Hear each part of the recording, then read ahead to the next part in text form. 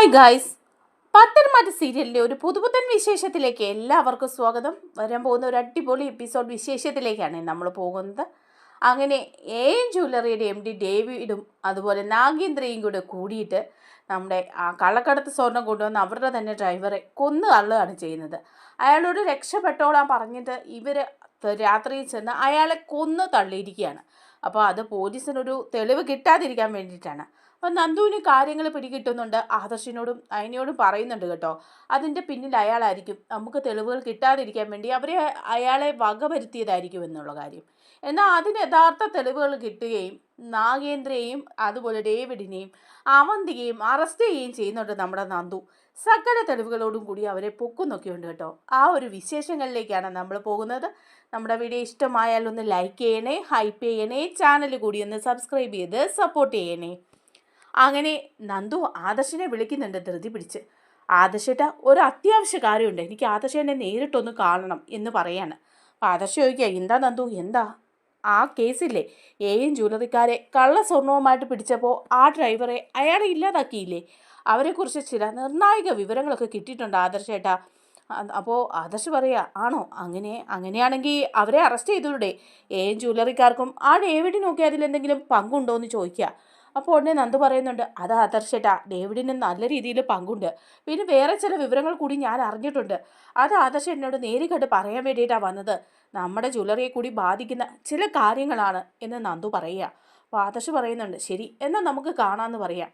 അങ്ങനെ ആദർശ് നന്ദുവിനെ കാണാൻ വേണ്ടിയിട്ട് ബീച്ചിൻ്റെ അടുത്തേക്ക് ചെല്ലാണ്. അപ്പോൾ നന്ദു പോലീസ് ജീപ്പിൽ അവിടെ വരുന്നുണ്ട്. എന്നിട്ട് ആദർശമായിട്ട് നന്ദു സംസാരിച്ചുകൊണ്ട് നിൽക്കുക. അപ്പോൾ ആദർശ് ചോദിക്കുന്നുണ്ട്, എന്താ നന്ദു നിർണായക വിവരം കിട്ടിയത്? എന്തായാലും ഡേവിഡിനും ജ്വല്ലറിക്കാർക്കും ആ മരണവുമായിട്ട് ബന്ധമുണ്ടെന്ന് അറിയായിരുന്നു. കാരണം അയാളുടെ കൊലപാതകം അവരല്ലാതെ മറ്റാരും ചെയ്തിട്ടുണ്ടാവില്ല. അയാളെ പോലീസിന് കിട്ടിക്കഴിഞ്ഞാൽ പോലീസിന് നിർണായകമായ വിവരങ്ങൾ കിട്ടുകയും അതിൻ്റെ പേരിൽ ജ്വല്ലറിയിലെ മുഴുവൻ ആളുകളെ അറസ്റ്റ് ചെയ്യേണ്ടി വരികയും ചെയ്യുമെന്ന് അവർക്കറിയാം. അത് കിട്ടാതെ വരാൻ സാധാരണ ചെയ്യുന്നത് പോലെ തന്നെ ആ തെളിവ് അവരങ്ങ് ഇല്ലാതാക്കി. അക്കാര്യത്തിൽ നമുക്ക് സംശയമില്ലായിരുന്നല്ലോ നന്ദു. ഡേവിഡിന് വ്യക്തമായ പങ്കുണ്ട്. നേരിട്ടല്ലെങ്കിലും ആളെ വെപ്പിച്ചായിരിക്കും ചിലപ്പോൾ ചെയ്തിരിക്കുന്നതല്ലേ എന്ന് ചോദിക്കുമ്പം നന്ദു പറയാണ്, ഒരിക്കലുമല്ല, ഡേവിഡും വേറെ ചിലരും നിർണായക വിവരങ്ങളുണ്ട്, അവരും കൂടി ചേർന്നിട്ട് നേരിട്ട് തന്നെയാണ് അയാളെ ഇല്ലാതാക്കിയിരിക്കുന്നത്, അല്ലാതെ രഹസ്യമായിട്ട് ഒരാളെ വിട്ടിട്ടൊന്നും അല്ല എന്ന് പറയാം. അപ്പോൾ ഉടനെ ആദർശ് പറയുന്നുണ്ട്, അങ്ങനെയാണെങ്കിൽ ഈ ഡേവിഡിനെയൊക്കെ അറസ്റ്റ് ചെയ്യേണ്ടി വരുമല്ലോ ഈ കൊലപാതക കുറ്റത്തിന്, അതിന് വ്യക്തമായ തെളിവുകളുണ്ടോ എന്ന് നന്ദു ചോദിക്കുക. അപ്പം നന്ദു പറയുന്നുണ്ട്, തീർച്ചയായിട്ടും ഉണ്ട് ആദർശേട്ടാ, അതിന് വ്യക്തമായ ചില തെളിവുകളൊക്കെ ഉണ്ട്. കുറച്ച് തെളിവുകളോട് കിട്ടി ഡേവിഡിൻ്റെയൊക്കെ ഒളിത്താവളത്തിൽ ചെന്ന് അയാളെ അറസ്റ്റ് ചെയ്യണം. അയാൾ തൽക്കാലത്തേക്ക് മുങ്ങിയിരിക്കുകയാണ്. ഈ കൊലപാതകവുമായി ബന്ധപ്പെട്ട് പോലീസ് അന്വേഷണം നടത്തുന്നുണ്ടെന്ന് അവർക്കറിയാം. അതുകൊണ്ട് തന്നെ ഡേവിഡ് സ്ഥലത്തില്ലെന്നാണ് അറിയാൻ കഴിഞ്ഞതെന്ന് പറയുകയാണ്. അപ്പോൾ ആദർശ് പറയുന്നുണ്ട്, അയാൾക്ക് ഇവിടെ തന്നെ എവിടെയെങ്കിലും ഏതെങ്കിലും ഒളിത്താവളം കാണും, അവിടെ എവിടെയെങ്കിലും ഉണ്ടാവും എന്ന് പറയാണ്. അപ്പോൾ നന്ദു പറയാം, ആദർശേട്ടാ, അതൊന്നും പറയാനല്ല ഇപ്പം ഞാൻ ആദർശേട്ടനെ വിളിച്ചത്, വേറെ ചില കാര്യങ്ങൾ കൂടി എനിക്ക് അറിയാൻ പറ്റിയിട്ടുണ്ട്. നമ്മൾ വിചാരിച്ചതുപോലെ തന്നെ ഈ ജ്വല്ലറിക്ക് പിന്നിൽ മറ്റു ചിലരൊക്കെ ഉണ്ട്. ഡേവിഡ് അവരുടെ ഒരു ബിനാമി മാത്രമാണ്.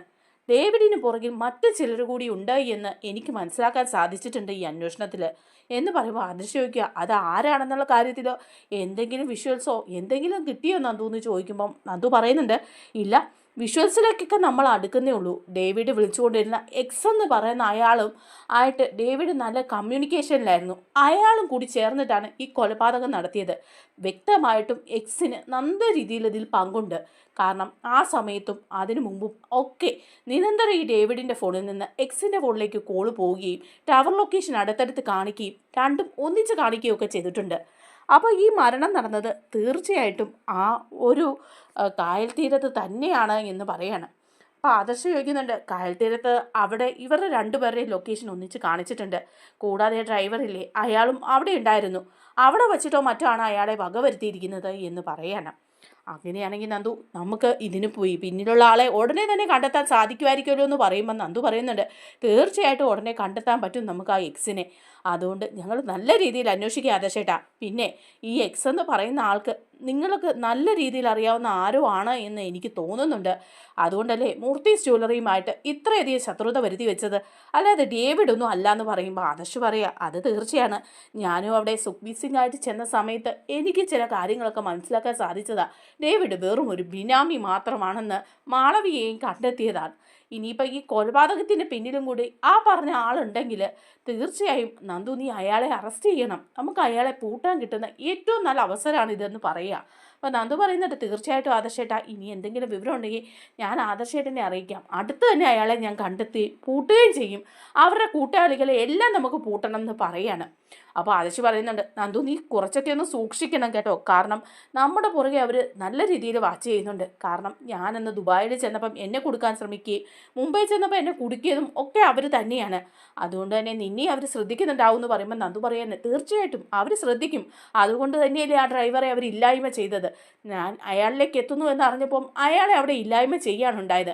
ഇനിയിപ്പം എന്നെ ഇല്ലായ്മ ചെയ്യാനും നോക്കാൻ സാധ്യതയുണ്ട് ആദർശേട്ടാന്ന് പറയുമ്പം ആദർശ് പറയാ സൂക്ഷിക്കാം, എനിക്കിതൊക്കെ ഭയങ്കര ത്രില്ലുള്ള കാര്യമാണ് ആദർശേട്ടാ, ഞാൻ നല്ല രീതിയിൽ ഇത് എൻജോയ് ചെയ്യുന്നുണ്ട്, ഇങ്ങനെ ഒരു നല്ല കേസുകളൊക്കെ കൈ കിട്ടാൻ വേണ്ടിയിട്ട് കാത്തിരിക്കുകയായിരുന്നു എന്നൊക്കെ നന്ദുവും പറയുന്നുണ്ട്. അതിനുശേഷം നന്ദു തിരിച്ചു പോവാണ് കേട്ടോ. അതേസമയം നവ്യ കനകയെ കാണാനായിട്ട് പോയിരിക്കുകയാണല്ലോ. അപ്പോൾ കനക വിവരങ്ങളൊക്കെ പറയാണ്, അബി കള്ളനാണെന്നുള്ള കാര്യം പറയുക കനക. അപ്പം നവ്യ വിശ്വസിക്കുന്നില്ല. നവ്യ പറയുന്നുണ്ട് ഇതൊക്കെ പറയാൻ തുടങ്ങിയിട്ട് കുറേ നാളായല്ലോ, ഇനി ഇതൊക്കെ പറഞ്ഞ് വാചകടിക്കേണ്ട കാര്യം ഉണ്ടാകുമോ എന്ന് ചോദിക്കുമ്പം കനക പറയാം ഈ പറയുന്ന അബി ഉണ്ടല്ലോ, അബിയുടെ കുഞ്ഞാണ്, അനഘയിലുണ്ടായ കുഞ്ഞാണ് ചന്തുമോള്, അല്ലാതെ ആദർശിൻ്റെ കുഞ്ഞല്ല. അവൻ്റെ കൊച്ചായതുകൊണ്ടും അവൻ ഈ ചതി ചെയ്തതുകൊണ്ടും മാത്രമാണ് അവിടെ ദേവയാനിക്ക് മുമ്പിലും മറ്റും ഓസ്റ്റാനിച്ച് നിൽക്കുന്നത്, അല്ലെങ്കിൽ അവനും അവൻ്റെ അമ്മയും അങ്ങനെ നിൽക്കുമെന്ന് നിനക്ക് തോന്നുന്നുണ്ടോ എന്ന് നവ്യയോട് എടുത്തടിച്ച് ചോദിക്കുക. അപ്പം നവ്യ പറയുന്നുണ്ട് ഇല്ല, അതേ കാര്യത്തിൽ എനിക്ക് സംശയം ഉണ്ടായിരുന്നു, പക്ഷേ അമ്മ ഇപ്പോൾ പറഞ്ഞ കാര്യത്തിൽ എനിക്കൊരു തെളിവും കിട്ടാതെ ഞാനത് വിശ്വസിക്കില്ല എന്ന് പറയാണ്. ആദർശേട്ടനെ പുണ്യാളനാക്കി തിരിച്ചു കൊണ്ടുവരാൻ വേണ്ടിയിട്ടല്ലേ നിങ്ങളെല്ലാവരും കൂടി ഇപ്പോൾ ഈ കഥ ചെയ്യുന്നത് എന്ന് ചോദിക്കുകയാണ്. അബി വിവാഹത്തിന് മുമ്പും അതിന് ശേഷവും ഒരു കുഞ്ഞുണ്ടാകുന്നത് വരെയുമൊക്കെ എന്നെ ചതിച്ചിട്ടുണ്ട്, അതവൻ പറയുന്നുമുണ്ട്. പക്ഷേ അതിന് ശേഷം അവൻ എന്നോട് തെറ്റൊന്നും ചെയ്തിട്ടില്ല, അവൻ എൻ്റെ കൂടെ നിന്ന് സപ്പോർട്ട് ചെയ്തിട്ടേ ഉള്ളൂ, ഒരിക്കലും ചതിക്കാനും വഞ്ചിക്കാനും ഒന്നും അവൻ ശ്രമിച്ചിട്ടില്ലെന്നാണ് പറയുന്നതെന്ന് പറയാം. അപ്പോൾ കനക പറയാം നിൻ്റെ വിശ്വാസം നിന്നെ രക്ഷിക്കട്ടെ, പറയാനുള്ളത് ഞാൻ പറഞ്ഞു, ഇനിയും ഇത് പറയാതിരുന്നു കഴിഞ്ഞാൽ അത് ശരിയാവുമെന്ന് തോന്നുന്നില്ല. ഒരു നിമിഷം ചിലപ്പോൾ മൂർത്തി മുത്തശ്ശൻ ഇതെല്ലാം വിളിച്ച് പറഞ്ഞെന്ന് വരും, നിൻ്റെ കാട്ടായം കണ്ടു കഴിയുമ്പോൾ സഹി കെട്ടിട്ട്. അതുപോലെയുള്ള രീതിയാണല്ലോ നീ പ്രവർത്തിക്കുന്നത്, കുടുംബത്തെ തകർക്കാൻ വേണ്ടിയിട്ട് എൻ ജ്വല്ലറിയുടെ മോഡലായി കൂടിയവളല്ലേ നീ. എൻ ജ്വല്ലറിക്കാരാണ് മൂർത്തി ജ്വല്ലറിയെ തകർക്കാൻ ശ്രമിക്കുന്നതെന്നും അനന്തപുരി തറവാടിനെ തന്നെ തകർക്കാൻ അവർ ശ്രമിക്കുന്നുണ്ടെന്നും വ്യക്തമായ തെളിവുകൾ നിൻ്റെ കയ്യിലുണ്ടായിട്ടും നീ അവരോട് ചേർന്ന് നിന്ന് കുടുംബം തകർക്കാനായിട്ട് നോക്കുമല്ലേ നവ്യേ. അതുമാത്രമോ അവനെ പുതിയ ബ്രാഞ്ചിലെ മാനേജറാക്കാൻ നീ റെക്കമെൻഡ് ചെയ്തിരിക്കുന്നു. എടി അവൻ എന്ത് യോഗ്യതയുള്ളടി, കള്ളസ്വർണം കൊണ്ടുവന്ന് മൂർത്തി ജ്വല്ലറിയിൽ വിറ്റ് അവനെ ഏതെങ്കിലും ഒരു ജ്വല്ലറിക്കാർ മാനേജറായിട്ട് എടുക്കുമോ? എവിടെയെങ്കിലും ഒരു ജ്വല്ലറി സെയിൽസ്മാനായിട്ട് പോലും അവനെ എടുക്കാൻ പോകുന്നില്ല, കാരണം അവർക്കെല്ലാം ഇവൻ്റെ ചരിത്രം അറിയാം. മൂർത്തി ജ്വല്ലറിയിൽ നിന്ന് സ്വന്തം ജ്വല്ലറി തകർക്കാൻ നോക്കിയവനെ മറ്റാരും ഒരു ജോലിക്കും എടുക്കില്ല. ഇതിപ്പം ജ്വല്ലറിക്കാർ ഇരു കൈ നീട്ടി അത് സ്വീകരിച്ചെങ്കിൽ അതിൻ്റെ പിന്നിൽ അവൻ്റെ കഴിവോ നിൻ്റെ കഴിവോ ഒന്നും അല്ലടി. പിന്നെ എന്താണോ മൂർത്തി ജ്വല്ലറി തകർന്ന് കാണാനുള്ള അവരുടെ ത്വര, അതിന് വേണ്ടിയിട്ട് മാത്രമാണ് അവരിങ്ങനെയൊക്കെ ചെയ്തു കൂട്ടിയത്. ഇതൊന്നും മനസ്സിലാക്കാനുള്ള ബുദ്ധി നിന്റെ തലയിലെങ്കിലും ഇല്ലാതായല്ലോ. ഇനിയിപ്പം നീ അവനെ വിശ്വസിച്ചോ, നിനക്ക് വ്യക്തമായ തെളിവുകൾ കിട്ടും. DNA ടെസ്റ്റിൻ്റെ റിപ്പോർട്ടും റിസൾട്ടും ഒക്കെ നയനയുടെ ആദർശിൻ്റെയും കയ്യിലുണ്ട്. അവർ നിന്റെ കുടുംബജീവിതം തകരണ്ടല്ലോ എന്നോർത്ത് മാത്രമാണ് ഇങ്ങനെയൊക്കെ ചെയ്യുന്നത്. നീ വിശ്വസിക്കേണ്ട, നീ അവനെ വിശ്വസിച്ച് തന്നെ നിന്നു. പക്ഷേ എനിക്ക് പറയാനുള്ളത് ഞാൻ പറഞ്ഞു, അവൻ ജ്വല്ലറിയുടെ മാനേജറായിട്ട് പോകുന്നത് അത്ര നല്ല കാര്യമൊന്നുമല്ല എന്ന് പറഞ്ഞിട്ട് കനക പോവാണ്. അപ്പോൾ ഈ സമയത്തൊക്കെ നമ്മുടെ നവ്യ അങ്ങ് ഞെട്ടിത്തരിച്ച് നിൽക്കുകയാണ് കേട്ടോ. ഇതിലെന്തെങ്കിലും സത്യം ഉണ്ടായിരിക്കുമോ? ഇനി അബി എന്നെ ഒരു പറ്റിച്ചതായിരിക്കുമോ? അബിയുടെ കുഞ്ഞ് തന്നെ ആയിരിക്കുമോ ചന്തുമോള്? എല്ലാവരും പറയുന്നു അബിയുടെ കുഞ്ഞാണെന്ന്. അവൻ തന്നെ ഇപ്പോഴും എന്നോട് പറഞ്ഞു ചന്തുമോൾക്ക് എൻ്റെ ഷേപ്പ് വരേണ്ടെന്ന് അവർ പറയുമെന്ന്. അവൻ്റെ കയ്യിൽ ഒരുപാട് കള്ളത്തരങ്ങളൊക്കെ ഉണ്ട്, പക്ഷേ ഇപ്പോഴും എന്നെ അവൻ ചതിക്കുകയാണോ? ഇനി അവൻ എന്നെ ചതിക്കുകയാണെങ്കിൽ ഞാൻ അവനെ വെച്ചേക്കുകയില്ല. എന്തായാലും DNA ടെസ്റ്റിൻ്റെ റിസൾട്ട് കിട്ടുന്നത് വരെ കാത്തിരിക്കാം, അവനോട് DNA ടെസ്റ്റിന് നിർബന്ധിക്കുകയും ചെയ്യാം എന്ന് പറഞ്ഞ് നവ്യ വീട്ടിലേക്ക് പോവാം. അങ്ങനെ നവ്യ വന്ന് ഇറങ്ങുന്നത് കാണുമ്പോഴേക്കും ജലജയും അബിയും മോളിൽ നിന്ന് ഇത് കാണുകയാണ്. അപ്പം നവ്യയുടെ വരവൊക്കെ കാണുമ്പം അവർക്ക് പേടിയുണ്ട്, കാരണം അമ്മയെ കാണാൻ പോവാണ്. അമ്മ എന്തെങ്കിലും രഹസ്യം പറയുമെന്ന് അബിക്കറിയാം. അബി ജലജയോട് പറയാം അവളുടെ വരവ് കണ്ടിട്ട് അത്ര പന്തിയാണെന്ന് തോന്നുന്നില്ലല്ലോ, ഇനിയിപ്പോൾ എന്തെങ്കിലുമൊക്കെ അറിഞ്ഞിട്ടാണോ വരുന്നത്, ആ കനക അതെല്ലാം വിളിച്ച് പറഞ്ഞിട്ടുണ്ടാവുമോ എന്ന് ചോദിക്കുമ്പോൾ ജലജയും പറയാം അവൾ പറയും കനക അവൾ എന്തെങ്കിലും ഒരു തിരികിട്ടാൻ നോക്കിയിരിക്കുക, ഇത്രയും നാളും അവൾ പറയാതിരുന്നത് തന്നെ നമ്മുടെ ഭാഗ്യം, പറഞ്ഞിട്ടുണ്ടെങ്കിൽ നിൻ്റെ കാര്യം പോക്കാടാന്ന് പറയാം. അപ്പം അബി ഇങ്ങനെ നോക്കി നിൽക്കുക. നവ്യ വന്ന് കയറുകയാണേ. നവ്യ വന്ന് കയറുന്ന പാടെ അബി നവ്യയുടെ അടുത്തേക്ക് ചെല്ലുക. എന്നിട്ട് നവ്യയോട് ചോദിക്കുക എന്താ നീ പോയത്, അമ്മ എന്തെങ്കിലും പറഞ്ഞോ? അല്ല, എന്തെങ്കിലും പറഞ്ഞിട്ടുണ്ടാവും. എന്നെക്കുറിച്ച് എന്തെങ്കിലും ആവശ്യമില്ലാത്ത കാര്യങ്ങൾ നിന്നെ പറഞ്ഞ് ധരിപ്പിച്ചിട്ടുണ്ടാവും. അവർക്കൊക്കെ ഒരു ലക്ഷ്യം മാത്രമേ ഉള്ളൂ, ആദർശിനെ രക്ഷിക്കണമെന്നും ആദർശിനെ തിരിച്ച് കുടുംബത്തിൽ കയറ്റണമെന്നും ഒക്കെ. അങ്ങനെ അവൻ നല്ല കുഞ്ഞാണെന്ന് കാണിക്കാൻ വേണ്ടിയിട്ട് വേണമെങ്കിൽ ചന്തുമോളുടെ അച്ഛൻ ഞാനാണെന്ന് വരെ അവർ പറഞ്ഞിട്ടുണ്ടാവും അല്ലേ എന്ന് ചോദിക്കുമ്പോൾ നമ്മുടെ നവിക്ക് നല്ല ദേഷ്യവും സങ്കടവും എല്ലാം കൂടെ വന്നിട്ട് നവി ചോദിക്കുക, എന്താടാ നീ ഇപ്പം പറഞ്ഞത്? ചന്തുമോൾ നിൻ്റെ കുഞ്ഞാണെന്നോ? അങ്ങനെ ചന്തുമോളുടെ അച്ഛൻ നീയാണെന്ന് നിനക്ക് സംശയമുണ്ടോ? ഏയ്, ഞാനങ്ങനെ പറഞ്ഞതേ ഉള്ളൂ. ഒരിക്കലും ഞാൻ നിന്നെ ചതിക്കില്ല. അങ്ങനെ ഉണ്ടെങ്കിൽ എനിക്കിവിടെ നിൽക്കാൻ പറ്റുമോ? ഇവിടെയുള്ളവരെല്ലാവരും കൂടെ എന്നെ ഇവിടെ നാട്ടി ഇറക്കിയല്ലായിരുന്നോ? ഇപ്പോഴും ഞാനിവിടെ നിന്ന് പോകുന്നുണ്ടെങ്കിൽ അങ്ങനെ ഒരു സത്യം ഇല്ലാത്തത് കൊണ്ടല്ലേ? എല്ലാം ആദർശിൻ്റെ കയ്യിലെ കുഴപ്പം കൊണ്ടാ. പക്ഷേ എൻ്റെ തലയിലേക്ക് എല്ലാവരും വെച്ച് കെട്ടുന്നതെന്നല്ലേ ഉള്ളൂ. നീയും അത് മനസ്സിലാക്കുന്നില്ലേ? അപ്പോൾ ഉടനെ നവ്യ പറയാം, ഇല്ല, ഞാൻ മനസ്സിലാക്കിയിട്ടൊക്കെ ഉണ്ട്. ഇതുവരെ നീ പറഞ്ഞതൊക്കെ ഞാൻ വിശ്വസിച്ചു. പക്ഷേ ഇനി ചന്തുമോളുടെ നിന്റെ കുഞ്ഞാണെന്ന് എനിക്കെങ്ങാനും മനസ്സിലായ ആ നിമിഷം നീ ഓർത്തോ? ഏയ് അല്ല എന്ന് പറയാണ്. അപ്പം നവ്യ പറയുന്നുണ്ട്, അല്ല, അമ്മ എന്നോട് പറഞ്ഞു നിന്റെ കുഞ്ഞാണ് ചന്തുമോളെന്നുള്ള കാര്യം. അതിൽ എനിക്കൊരു വിശ്വാസം വരണമെന്നുണ്ടെങ്കിൽ DNA ടെസ്റ്റ് തന്നെ നടത്തണം. ഇനിയിപ്പം നിന്നെ ഞാൻ വിശ്വസിച്ചാലും ഇല്ലെങ്കിലും എനിക്ക് ആ ടെസ്റ്റിൻ്റെ റിസൾട്ട് കിട്ടിയ ആ കാര്യത്തിലൊരു വ്യക്തത വരും. പിന്നെ ആരുടെ മുമ്പിൽ എനിക്ക് തല കുനിക്കേണ്ടി വരില്ല, നിനക്കും. അതുകൊണ്ട് DNA ടെസ്റ്റ് നീ തയ്യാറാവണമെന്ന് പറയാം. ഉടനെ തന്നെ അഭി പറയാം, DNA ടെസ്റ്റോ? നിനക്കെന്താ വട്ടുണ്ടോ? നിനക്കും എന്നെ വിശ്വാസമില്ലേ? വെറുതെ ഇനി DNA ടെസ്റ്റ് നടത്തുന്നു, അപ്പോൾ നീ എന്നെ വിശ്വസിക്കുന്നില്ലേ എന്നൊക്കെ ചോദിച്ച് അഭി ഭയങ്കരമായിട്ട് ഉരുണ്ട് കളിക്കുക. അപ്പോഴേക്കും നവ്യ പറയാം, നീ ഇനി ഒരക്ഷരം വേണ്ടി പോകരുത്.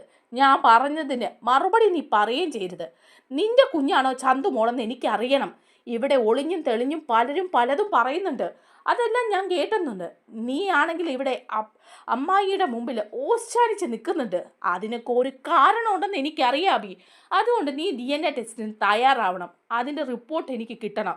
അതിനുശേഷം ഞാൻ എന്താ വേണ്ടതെന്ന് തീരുമാനിക്കും എന്ന് പറയുക. അത് കേൾക്കുമ്പോൾ നമ്മുടെ അഭി ഞെട്ടിപ്പോവാണ്. പെട്ടുപോയല്ലോ. ഇനിയിപ്പോൾ DNA ടെസ്റ്റ് ചെയ്താൽ എന്തായാലും പോസിറ്റീവായിട്ട് വരും. വന്നു കഴിഞ്ഞാൽ ഇവൾ എന്താണോ ചെയ്യാൻ പോകുന്നത്? ഇതിപ്പം ചെകുത്താനും കടലിന് നടുക്കായി പോയല്ലോ എന്നൊക്കെ ആലോചിക്കുന്ന നിൽക്കുകയാണ് കേട്ടോ. നവിയാണെങ്കിൽ ഈ വിവരം അറിഞ്ഞു. നവിയുടെ മനസ്സിൽ നല്ല രീതിയിൽ തന്നെ ആ ഒരു തെറ്റിദ്ധാരണ കയറിയിട്ടുണ്ട്. അബിയുടെ കുഞ്ഞാണോ എന്നുള്ള കാര്യത്തിൽ വിശ്വാസമൊക്കെ ഉണ്ട്. പക്ഷേ ടെസ്റ്റ് റിസൾട്ട് കിട്ടാതെ നവി അത് വിശ്വസിക്കില്ല എന്ന് നവിയോട് പറഞ്ഞിട്ടുമുണ്ട്. അങ്ങനെ നവി അകത്തേക്ക് പോവുക. അബി ആകെപ്പാടെ പെട്ട മട്ടാണ് കേട്ടോ. അതേസമയം നമ്മുടെ നാഗേന്ദ്രയും അതുപോലെ ഡേവിഡും അവന്തികയും കൂടെ സംസാരിക്കുകയാണ്. അപ്പോൾ ഡേവിഡ് പറയുന്നുണ്ട്, എടോ, നമ്മൾ അയാളെ കൊന്ന് തള്ളിയല്ലോ, അതുകൊണ്ട് ആ ഒരു തെളിവങ്ങ് ഇല്ലാതായി എന്ന് പറയുക. അപ്പോൾ ഉടനെ നാഗേന്ദ്ര പറയാം, ശരിയാണ്, അവനെ നമ്മൾ കൊന്നു തള്ളി, അതുകൊണ്ട് ആ തെളിവില്ലാതായി. പക്ഷെ പോലീസിന് നമ്മളെ നല്ല രീതിയിൽ സംശയം ഉണ്ടാവും. നമ്മുടെ ഡ്രൈവർ അല്ലായിരുന്നോ തെളിവ് കിട്ടാതിരിക്കാൻ വേണ്ടി നമ്മൾ തന്നെ കൊന്നതാണ് എന്ന് അവർ അത് വിശ്വസിക്കുമെന്ന് പറയുക. അപ്പോൾ അവൻ്റെക്ക് പറയാം, ശരിയാ, അങ്ങനെ ഒരു വിശ്വാസം ഉണ്ടാവും. കാരണം ആ നന്ദു കൂടിയല്ലേ SI. അവൾക്ക് കാഞ്ഞ ബുദ്ധിയാണ്. അതുപോലെ തന്നെ നല്ല തൻ്റെ ഇടവും. അവൾ ഇതിൻ്റെ പുറകെ നടക്കുമെന്നും നമ്മളെ വീഴ്ത്താൻ ശ്രമിക്കുമെന്നുള്ള കാര്യത്തിൽ സംശയമൊന്നുമില്ല. പിന്നെ ജ്വല്ലറിക്കാരാണ് മൂർത്തീസ് ജ്വല്ലറിയുടെയും അതുപോലെ ആദർശിൻ്റെയും തകർച്ചയ്ക്ക് പിന്നിലെന്നും അവൾക്കറിയാം. അതുകൊണ്ട് നമ്മളെ പെടുത്താൻ വേണ്ടി 4 വശത്തുകൂടി അവൾ വരും, നമ്മൾ സൂക്ഷിക്കണം എന്ന് പറയാണ്. അപ്പോൾ ഡേവിഡ് പറയാണ്, അതെ സാറേ, നമ്മൾ സൂക്ഷിക്കണം. നമ്മളെ വീഴ്ത്താൻ വേണ്ടി ശ്രമിക്കും. എന്നെക്കുറിച്ചുള്ള ഡീറ്റെയിൽസ് എല്ലാം അവരുടെ കയ്യിലുണ്ട്. ജ്വല്ലറിയുടെ MD അവരുടെ കണ്ണിൽ ഞാനാണല്ലോ. പക്ഷേ സാറിനെ കുറിച്ചിട്ട് വിവരമൊന്നുമില്ല. എങ്കിലും ഈ കൊലപാതകത്തിൽ സാറ് കൂടി നേരിട്ട് പങ്കെടുത്തതിനാൽ നമ്മളെക്കുറിച്ച് എവിടെയെങ്കിലും എന്തെങ്കിലും ഒരു വിവരം അവർക്ക് കിട്ടുമോ എന്നുള്ള കാര്യത്തിൽ സംശയമുണ്ടെന്ന് പറയുമ്പം നാഗേന്ദ്രയും പറയാണ്, അങ്ങനെ ഒരു സംശയം എനിക്കും ഇല്ലാതില്ല. പക്ഷേ നമ്മൾ വളരെ ശ്രദ്ധിച്ച് തന്നെയല്ലേ കാര്യങ്ങൾ ചെയ്തത്. അതുകൊണ്ട് ആ കാര്യത്തിൽ ഒരു പേടിയൊന്നും വേണ്ട എന്ന് പറയാണ്. അങ്ങനെ അവർ നിൽക്കുകയാണ് കേട്ടോ. അതേസമയം നന്ദു, സേവ്യറും എല്ലാവരും നല്ല രീതിയിൽ തന്നെ ഈ കാര്യങ്ങളൊക്കെ അന്വേഷിക്കുന്നുണ്ട്. അന്വേഷിക്കുമ്പോൾ സേവ്യറിന് ഒരു വ്യക്തമായ ഡീറ്റെയിൽസ് ഈ എക്സ് എന്ന് പറഞ്ഞ ആളെക്കുറിച്ച് കിട്ടുകയാണ്. 2 പേരും എക്സും ഡേവിഡും ഒരേ ടവർ ലൊക്കേഷനിൽ ഒരേ സമയത്ത് എത്തിയിട്ടുണ്ട് എന്ന് മനസ്സിലാക്കുകയാണ്. അത് ഈ കൊലപാതകം നടന്ന കായൽ തീരത്ത് അടുത്തുള്ള ഒരു കെട്ടിടത്തിൻ്റെ ഭാഗത്ത് വെച്ചിട്ടാണെന്നുള്ള വിവരം കിട്ടുകയാണ് കേട്ടോ. അങ്ങനെ നന്ദുവിന് ഈ വിവരം കൈമാറുകയാണ്. ഈ കെട്ടിടത്തിൽ വെച്ചിട്ടാണ് ഒരേ ടവർ ലൊക്കേഷൻ എക്സുമായിട്ട് കാണിച്ചത്. എക്സ് ആരാണെന്നുള്ള വിവരം കിട്ടുന്നേയില്ല. അങ്ങനെ എക്സിൻ്റെ കോൾ റെക്കോർഡ്സൊക്കെ വീണ്ടും അവർ ചെക്ക് ചെയ്യുമ്പോഴാണ് കേട്ടോ മനസ്സിലാകുന്നത്, ഒരു നമ്പറിലേക്ക് നിരന്തരം കോളുകൾ പോയിരിക്കുകയാണ് എക്സിന്. ആ നമ്പർ അവർ നോക്കുമ്പം അത് അനന്തപുരി തറവാടിൻ്റെ പേരിൽ എടുത്തിരിക്കുന്ന ഒരു നമ്പരാണ് കേട്ടോ. അത് നന്ദുവിന് ഒരു വല്ലാത്തൊരു തെളിവായിട്ട് തന്നെ കിട്ടുക. അപ്പോൾ നന്ദു ആ നമ്പറിൻ്റെ അഡ്രസ്സ് തിരയുന്നുണ്ടെങ്കിലും അഡ്രസ്സ് കിട്ടുന്നില്ല. പക്ഷേ എടുത്തിരിക്കുന്ന നമ്പർ കൂടുതലും ആ സമയവും ആ ടവർ ലൊക്കേഷൻ കാണിക്കുന്നത് അനന്തപുരിയിലാണ് താനും. ആ സമയത്ത് നന്ദുവിൻ്റെ മനസ്സിലൂടെ പല ചിന്തകളും പോവാണ്. അനന്തപുരിയിലുള്ള ആരോ ആയിട്ട് ഈ എക്സിന് നല്ല കണക്ഷനുണ്ട്. അതുകൊണ്ട് തന്നെയാണ് ഇയാൾ എപ്പോഴും അനന്തപുരി തറവാട്ടിലുള്ള ആരെയോ വിളിക്കുന്നുണ്ട്, ആ ടവർ ലൊക്കേഷനിലേക്ക് കോളുകൾ പോകുന്നുണ്ട് എന്നുള്ള കാര്യം ആദർശിനെ വിളിച്ചിട്ട് ആദർശിനോട് പറയുന്നുണ്ട് കേട്ടോ നന്ദു. ആദർശേട്ട ശ്രദ്ധിക്കേണ്ട ഒരു കാര്യമുണ്ട്. അനന്തപുരിയിൽ എപ്പോഴും ലൊക്കേഷൻ കാണിക്കുന്ന ഒരു നമ്പറിലേക്ക് ഈ എക്സിൻ്റെ നമ്പറിൽ നിന്നും ഡേവിഡിൻ്റെ നമ്പറിൽ നിന്നും നിരന്തരം കോളുകൾ പോകുന്നുണ്ട്. അപ്പോൾ അവിടെ നിങ്ങളുടെ വീട്ടിലുള്ള ആരോ ഉണ്ട് എന്ന് പറയാണ്. അപ്പോൾ ഉടനെ നന്ദു തന്നെ പറയുന്നുണ്ട്, ഇതിനി അബിയോ മറ്റോ ആണോ, അബിയുടെ നമ്പറുമായിട്ട് ഞാൻ ക്രോസ് ചെക്ക് ചെയ്തു എന്ന് നന്ദു പറയുക. അപ്പം നന്ദു പറയുന്നുണ്ട് ആദർശിനോട്, ആദർശേട്ടാ അബിയെ അല്ല കേട്ടോ, അബിയെ ഞാൻ അപ്പോഴേ ചെക്ക് ചെയ്തു. അവിടെ എല്ലാവരുടെയും തന്നെ നമ്പർ എൻ്റെ കയ്യിലുണ്ട്. ആ നമ്പറൊക്കെ വെച്ച് ഞാൻ ക്രോസ് ചെക്ക് ചെയ്തപ്പോൾ അബിയുടെ നമ്പർ അല്ല, മറ്റേതോ നമ്പറാണ്. ഇനി അബിക്ക് രഹസ്യമായിട്ട് ഇങ്ങനെ ഒരു നമ്പറോ കണക്ഷനോ ഉണ്ടോ എന്ന് അറിയില്ല എന്ന് പറയുമ്പോൾ ആദർശ് പറയും, അങ്ങനെയൊന്നും ഉണ്ടാവാനുള്ള സാധ്യതയൊന്നും ഇല്ല അവന്, ഇനി അറിയില്ല. ഏതായാലും ആ നമ്പർ തരാൻ പറഞ്ഞ് വാങ്ങിക്കുമ്പോൾ അത് അവന്തികയുടെ നമ്പറാണ് കേട്ടോ. അപ്പോൾ ഉടനെ ആദർശ് പറയാം, ഇത്രയുള്ള കാര്യം, ഇത് ഞെട്ടിക്കുന്ന ഒരു വിവരം തന്നെയാണ് നന്ദു, ഇത് അവന്തികയുടെ നമ്പറാണ്. ഞങ്ങളെല്ലാവർക്കും അറിയാവുന്ന അവന്തികയുടെ അതേ നമ്പർ തന്നെയാണ് ഇത്. അവൾ അയർലൻഡിലെ പഠിത്തം കഴിഞ്ഞ് വന്ന് ഇവിടെ എടുത്ത അതേ നമ്പർ. ഈ നമ്പറിലേക്കാണോ കോളുകൾ കൂടുതലും എക്സിറ്റ് പോകുന്നതെന്ന് ചോദിക്കുമ്പോൾ നന്ദു പറയാം, അതെ, അതാണ് ആ ഞെട്ടിക്കുന്ന സംഭവം. എനിക്ക് ഈ വിവരം അറിഞ്ഞപ്പം ശരിക്കും വിശ്വസിക്കാനേ പറ്റിയില്ല. ഈ അനന്തപുരിയെ തകർക്കാൻ നടക്കുന്ന ജ്വല്ലറിക്കാരുടെ MDയുടെ നമ്പർ നിരന്തരമായിട്ട് ഈ അനന്തപുരിയിലെ നമ്പറിലേക്ക് പോകുന്നു എന്ന് അറിഞ്ഞപ്പോഴേക്കും അനന്തപുരിയിലെ ആരോ ആണ് എന്നുള്ളൊരു വിവരം വന്നപ്പം അതെനിക്ക് വിശ്വസിക്കാൻ പറ്റിയില്ല. അവന്തികയോ അവളങ്ങനെ ചതിക്കുമോ എന്ന് ചോദിക്കുക നന്ദു. അപ്പോൾ ആദർശ് പറയുക, അതങ്ങനെ അറിയില്ല, അവൾ വീട്ടിൽ ഒരു പ്രശ്നവുമില്ല, എല്ലാവരുമായിട്ട് നല്ല സ്നേഹത്തിൽ തന്നെയാണ് നിൽക്കുന്നത്, മുത്തശ്ശൻ്റെയും മുത്തശ്ശിയുടെയും ഒക്കെ സ്നേഹത്തിന് പാത്രമായിട്ട് തന്നെയാണ് നിൽക്കുന്നത്. അവളുടെ അമ്മയും ഏട്ടനെയും തള്ളി പറഞ്ഞ് അവൾ അവിടെ നിൽക്കുന്നത്. എന്നിട്ട് ഇങ്ങനൊരു ചതി അവളിൽ നിന്ന് നമുക്ക് പ്രതീക്ഷിക്കാൻ പറ്റുമോ എന്ന് ചോദിക്കുമ്പോൾ നന്ദു പറയാം, ചതി ഏത് വഴിക്കും വരാം ആദർശേട്ടാ, അത് നമുക്ക് വിശ്വസിക്കാതിരിക്കാൻ പറ്റില്ല. അവന്തികയും കൂടെ നിന്ന് ചതിക്കുന്നുണ്ടോ എന്ന് പറയാൻ പറ്റില്ലെന്ന് പറയുമ്പോൾ ആദർശ് പറയാം, ശരിയാ, ഇപ്പം ഈ വിവരം നമുക്ക് പുറത്ത് വിടണ്ട, അവളെക്കുറിച്ച് വ്യക്തമായിട്ടുള്ള വിവരങ്ങൾ കിട്ടിയതിന് ശേഷം മതി എന്ന് പറയാണ്. അപ്പോൾ അത് പറയുന്നുണ്ട്, ശരിയാണ്, ആ കേസ് അന്വേഷണം ഏകദേശം ഒരു ഭാഗം വരെ ആയിട്ടുണ്ട്. ഇനിയിപ്പം ഈ അവന്തികയും അതുപോലെ തന്നെ ഡേവിഡിനെയൊക്കെ കസ്റ്റഡിയിലെടുത്ത അതിൻ്റെ യഥാർത്ഥ ഓണറേയും അതുപോലെ ഇതിൻ്റെ പിന്നിലുള്ള ആ കൊലപാതകിയും ഒക്കെ കണ്ടെത്താൻ പറ്റുമോ ആദർശേട്ടാന്ന് പറയുക. അപ്പോൾ ആദർശ് പറയുന്നതുകൊണ്ട് അന്വേഷണം നടക്കട്ടെ, അവന്തികയെക്കുറിച്ചിട്ടുള്ള ഈ പ്രധാനപ്പെട്ട വിവരം പുറത്തുവിടാനൊന്നും പോകണ്ടെന്ന് പറയുക. അങ്ങനെ നന്ദുവും പോലീസ് ഓഫീസേഴ്സും ഒക്കെ അന്വേഷിക്കുകയും ടവർ ലൊക്കേഷൻ ചെക്ക് ചെയ്യുകയും ഒക്കെ ചെയ്യുന്നുണ്ട്.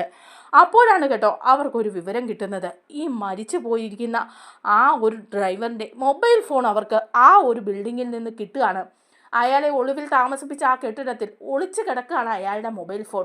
അത് മാത്രം എടുത്തു മാറ്റാൻ ഡേവിഡും കൂട്ടരും ഒന്നും മനസ്സിലാക്കിയില്ലായിരുന്നു. അത് പോലീസിന് കിട്ടുകയും അതിൽ നിന്ന് ചില നിർണായക വിവരങ്ങൾ അവർക്ക് ലഭിക്കുകയും ചെയ്യുകയാണ് കേട്ടോ. അപ്പോൾ നാഗേന്ദ്രയെക്കുറിച്ചുള്ള വിഷ്വൽസ് അതിൽ നിന്ന് അവർക്ക് കിട്ടുകയാണ്. കാരണം ആ സമയത്ത് അയാൾ അതെല്ലാം റെക്കോർഡ് ചെയ്തിട്ടുണ്ടായിരുന്നു. അതിനുശേഷമാണ് അയാളെ അവർ കൊല്ലുന്നത്. അങ്ങനെയുള്ള സമയത്ത് ഈ വിഷ്വൽസും വീഡിയോ കോൾ ലിസ്റ്റും എല്ലാം കാണുകയാണ്. അപ്പോൾ നാഗേന്ദ്ര വന്നിട്ട് പറയുന്നുണ്ട്, എന്നെ മനസ്സിലായോ എന്ന് ചോദിക്കുന്നുണ്ട് ഇയാളോട്. ഇല്ല സാർ, ഡേവിഡ് സാറിനെ മനസ്സിലായുള്ളൂ എന്ന് പറയുമ്പം, ഞാൻ നാഗേന്ദ്ര, ഞാൻ ഇങ്ങനെയുള്ള ചില ആപത് ഘട്ടത്തിൽ മാത്രമേ എല്ലാവരുടെയും മുമ്പിലേക്ക് എത്തുള്ളൂ എന്ന് പറയുന്നതും അതിനുശേഷം ഇയാളെ കൊല്ലാൻ ശ്രമിക്കുന്നതും തലക്കടിച്ച് കൊന്ന് റോഡിൽ കൊണ്ടിടുന്നതും എല്ലാ വിഷ്വൽസും ഇവർക്ക് കിട്ടുകയാണ്. കൂട്ടിനാണെങ്കിൽ കുറച്ച് ഗുണ്ടകൾ കൂടി ഉണ്ട് കേട്ടോ. അപ്പം ഈ സകല വിവരങ്ങൾ കിട്ടിക്കഴിയുമ്പോഴേക്കുമാണ് കേട്ടോ ഈ ഡേവിഡിൻ്റെ ലൊക്കേഷൻ അന്വേഷിച്ച് പോവാണ് പോലീസ്. അങ്ങനെ ഡേവിഡിനെ പൂട്ടുകയാണ്. ആ നിർണായക വിവരം നന്ദുവിനും കൂട്ടർക്കും കിട്ടുകയാണ്. ഡേവിഡ് ടൗണിലെ ഒരു ലോഡ്ജിലുണ്ട് എന്നുള്ള വിവരം. അങ്ങനെ ആ ലോഡ്ജിലേക്ക് എത്തി ആ റൂമിൽ മുട്ടുകയാണ് ചെയ്യുന്നത്. മുട്ടുമ്പോൾ അവിടെ നാഗേന്ദ്രയും അതുപോലെ അവന്തികയും ഉണ്ട് കേട്ടോ. ആ സമയം ഡോർ തുറക്കാണ് ചെയ്യുന്നത് ഡേവിഡ്. അപ്പോഴേക്കും പോലീസ് അകത്ത് കടക്കാണ് നന്ദുവും കൂട്ടരും. അപ്പോൾ ഉടനെ അവന്തികയും നാഗേന്ദ്രയും ഒക്കെ ഞെട്ടിപ്പോവാണ്. പോരാത്തതിന് നന്ദുവും ഞെട്ടുകയാണ് കേട്ടോ. നാഗേന്ദ്രയെ അവിടെ കണ്ടു കഴിയുമ്പോൾ അവന്തികയോട് നന്ദു ചോദിക്കുന്നുണ്ട്, നീ അനന്തപുരിയിലല്ലേ, നീ എന്താ ഇവിടെ, നിനക്ക് ഇവരുമായിട്ട് എന്താ ബന്ധം എന്ന് ചോദിക്കുകയാണ്. അങ്ങനെ അവരെ 3 പേരെയും ഈ കൊലപാതകത്തിൻ്റെ പേരിൽ നന്ദു അറസ്റ്റ് ചെയ്ത് പോലീസ് സ്റ്റേഷനിൽ കൊണ്ടുവരിക. അതേസമയം ആദർശും അവിടെ എത്തുന്നുണ്ട് കേട്ടോ. ആദർശും മുത്തശ്ശനും ഒക്കെ എത്തുമ്പം ആ സത്യം അവരറിയുകയാണ് ചെയ്യുന്നത്. അവന്തികയ്ക്കും ഇതിൽ പങ്കുണ്ടെന്നും കുടുംബം തകർക്കാൻ വേണ്ടി അവന്തിക തന്നെയാണ് മുമ്പിൽ നിന്ന് അച്ഛനെ സഹായിച്ചുകൊണ്ടിരുന്നതെന്നും ജ്വല്ലറിയുടെ യഥാർത്ഥ ഉടമസ്ഥനും MDയും ഒക്കെ ജലജയുടെ ഭർത്താവ് നാഗേന്ദ്രയാണെന്നും പണ്ട് കാലം തൊട്ടുണ്ടായിരുന്ന ആ പക തീർക്കാൻ വേണ്ടിയിട്ടാണ് അനന്തപുരിയെയും മൂർത്തി ജ്വല്ലറിയെയും തകർക്കാൻ വേണ്ടി നാഗേന്ദ്ര ഈ കളി കളിച്ചതെന്നും അതിനെല്ലാം ഒറ്റക്കെട്ടായിട്ട് കൂട്ടു നിന്നത് അവന്തികയാണെന്നുള്ള കാര്യം അതോടുകൂടി മുത്തശ്ശൻ കർണക്കുറ്റി നോക്കി കൊടുക്കുകയാണ് അവന്തികയ്ക്ക്. അവിടെ വെച്ചിട്ട് അവന്തികയും അതുപോലെ ഡേവിഡിനെയും നാഗേന്ദ്രയൊക്കെ നന്ദു അറസ്റ്റ് ചെയ്ത് കൊണ്ടുപോവുകയാണ്. ഡ്രൈവറിൻ്റെ കൊലപാതകത്തിൻ്റെ പേരിലും കള്ളസ്വർണ്ണം കടത്തിയതിൻ്റെ പേരിലും ഒക്കെ ആയിട്ട്. അങ്ങനെ ആ സത്യങ്ങളെല്ലാം എല്ലാവരുടെയും മുമ്പിൽ വെളിവാകുകയാണ് ചെയ്യുന്നത് കേട്ടോ. മുത്തശ്ശനും കാര്യങ്ങൾ പിടികിട്ടുകയാണ്. അങ്ങനെ ആദർശിന് തിരിച്ച് അനന്തപുരിയിലേക്ക് വരികയാണ്. ആദർശ് പറയുന്നുണ്ട്, ഇവരുടെ ചതിയായിരുന്നു മുത്തശ്ശ, അല്ലാതെ ഞാൻ അറിഞ്ഞ് ചെയ്തതല്ല എന്ന് പറയുമ്പോൾ മുത്തശ്ശൻ പറയുന്നുണ്ട്, മോനെ എനിക്ക് നിന്നെ മനസ്സിലായിരുന്നു, അന്നേ എനിക്കറിയാമായിരുന്നു. പക്ഷേ ഇതിന് പിന്നിലുള്ള ആ ചതി അത് നീ ഇനിയെങ്കിലും കണ്ടെത്തിയില്ല എന്നുണ്ടെങ്കിൽ വീണ്ടും അത് നമ്മുടെ കുടുംബത്തെയും നമ്മുടെ ജുവലറികളെയും എല്ലാം തകർക്കും. അതുകൊണ്ടാണ് ഞാൻ അന്ന് ആ കടുത്ത തീരുമാനം എടുത്തതെന്ന് മുത്തശ്ശനും പറയുകയാണ് കേട്ടോ. അങ്ങനെ നല്ലൊരു ക്ലൈമാക്സിലേക്ക് തന്നെ അത് പോകുന്നുണ്ട്.